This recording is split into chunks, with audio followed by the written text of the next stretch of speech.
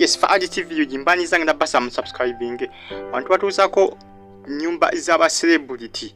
Celebu tujja kwa tukutusako ennyumba ye buli celebu gomanyi nga celebu tujja kwa tukutusako ennyumba ye wano ku for TV yuji. Naddala kubazanyi ba Aromatic entertainment kusana okwetola ensi yonna tujja kuba tukunulayo ennyumba zaabwe tuzikutuse kwano ku for TV yuji buli celebu gomanyi.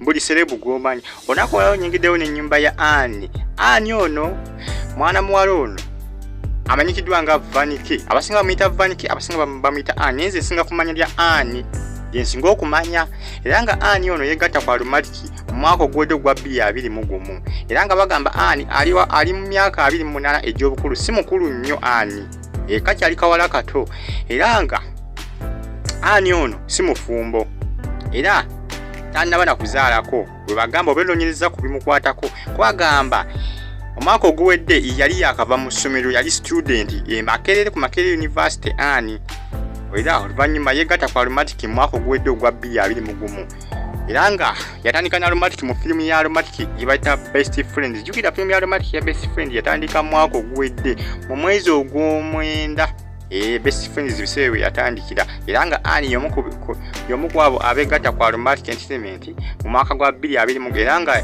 yomu ku member omupya mu kibiina kya Aromatic entertainment bamuyita Ani mwana muwala ono nalungi abasinga bamuyita Kadaama era bagamba Ani yakolako ku bwa Kadaama naye teyabulwamu nnyo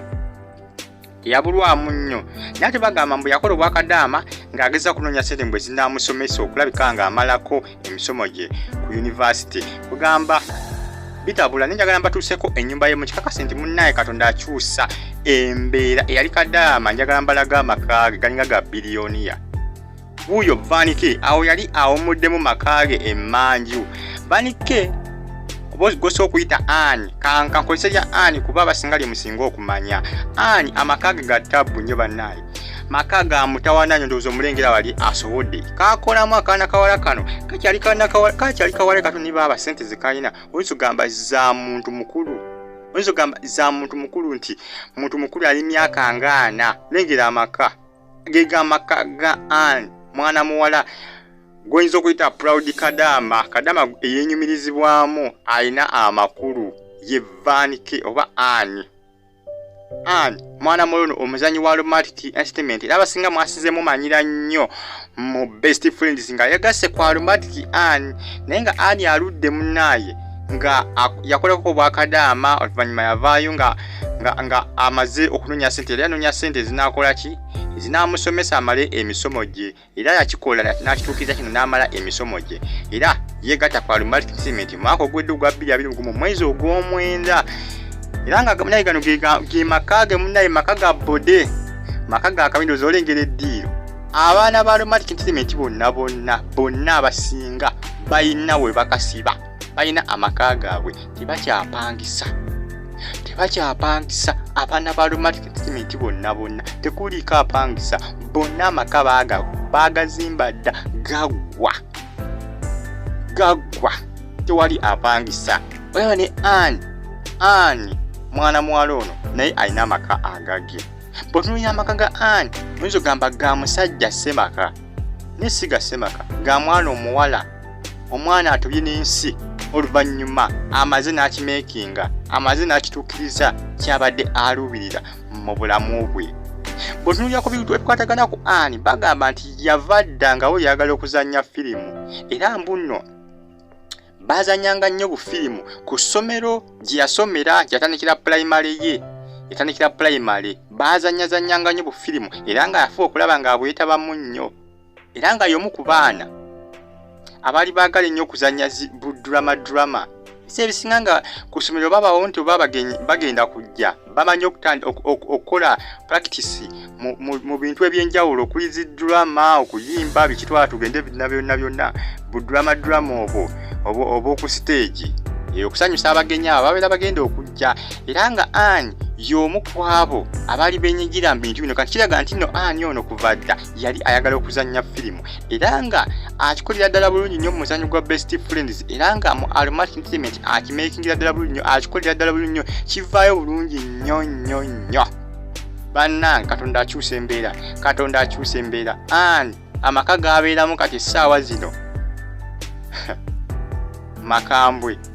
Si oli gwenzo gamba nti yaliko Kadaama. Yatobako ko n'ensi. Abasinga musingamu manya nnyo nga Kadaama. N'essaawa zino ani takyali Kadaama kati essaawa zino. Naggaga. Omugagga omuwala omuto. Ani. N'endabika yennyini yakyuka. Mwana muwala anyirira. Ekyenkaniddeawo anyirira ekisusse. Anyirira. Kwegamba ebimenya amateeka. Ani. Kw'okunyirira kwanyirira. Obulamu bwakyuka. Embeera ya Ani yakyukira ddala nga gyenkomezza. Amaka ga Ani bagamba emanju waago waliyo olujja emanju kosa ne swimming pool. Swimming pool ne bankwala swimming pool ey'emu. Naye era gyeri agina agizimba emanju we.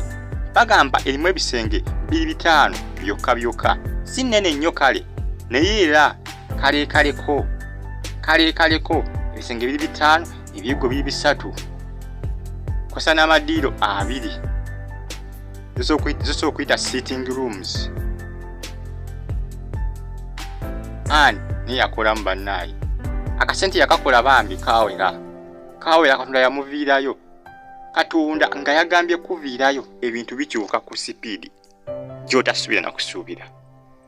Ennyumba ya Ani mugirabye munnaye muzanyi wa Aromatic Entertainment era nga y'omu ku bantu abamaanyi mu kibiina kya Aromatic Entertainment ate nga baakagyegattako mu mwaka gwa 2021 era nga mwana malona akulira ddala bulungi era abantu bamwagala nnyo bamunyumirwa nnyo. Kadaama ono mwana muwala azanya mu Best Full Lengths amanyikiddwa nga Ani. Nakola mbadde mbatuusaako nnyumba ye mugirabye mukakasiza nti kituufu abaana balina ssente. Abaana ba Aromatic bonna nabagamba ennyumba Aromatic zekuyisa ng'ezanya firimu zaabwe. Zino ennyumba zimu ku nnyumba z'abaana ba Aromatic abazanyira mu Aromatic ze baazimba. Omuyinza okulya ne mulowooza nti Aromatic eba ennyumba njuba zeewuze. Nedda ziba nnyumba z'abazanyi ba Aromatic Entertainment abamu ku abo. Nkyazibalaga ennyumba z'abazanyi ba Aromatic Entertainment. Nkyazibalagira ddala. Ku kyona okola kusigala nga ogubira Faadi TV UG osubscribinge osigale nga ogifollowinga. Stay on YouTube platform tojja kusubwa video enaba eteebwayo ku Faadi TV UG. Ennyumba nkyazibalaga wano ngenda kuba mbatuusaako nnyumba zokka wano ku Faadi TV UG. Kyona okola kusigala nga ogigoberera. Ne bw'onaabuuka oyinza okusubwa. Ne bw'onaaba tobuusebuuse tojja kusubwa. Ojja kusigala omanya ekigenda mu maaso. Ennyumba ya Ani mugirabye our proud Kadaama Ani. Ngenda kusaba osubscribinge. Mweraba.